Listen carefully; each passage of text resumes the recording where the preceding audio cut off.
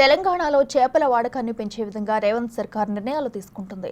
దీనిలో భాగంగా సంచార చేపల విక్రయ వాహనాలను ప్రారంభించేందుకు సర్వం సిద్ధం చేశారు. మంత్రి సీతక్క రేపు ఉదయం 9:30 చేపల విక్రయ వాహనాలను ప్రారంభించనున్నారు. మొదటి విడతలో 25 మంది లబ్ధిదారులకు వాహనాలను పంపిణీ చేయనున్నారు.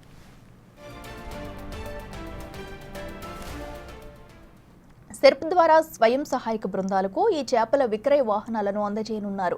పచ్చి చేపలతో పాటు వండిన చేపలను కూడా విక్రయించేలా చేపల విక్రయ వాహనాల్లో ఏర్పాట్లు చేసినట్లు తెలుస్తుంది. జిల్లాకు ఒక వాహనం చొప్పున మొత్తం 32 వాహనాలు మంజూరు చేశారు. ఒక్కో వాహనం ఖరీదు 10 లక్షల రూపాయల వరకు ఉంటుందని తెలుస్తుంది. ఫ్యాబ్రికేషన్తో కలిపి వాహనం ఖరీదు 10.38 లక్షలకు వరకు ఉండనున్నట్లు తెలుస్తుంది.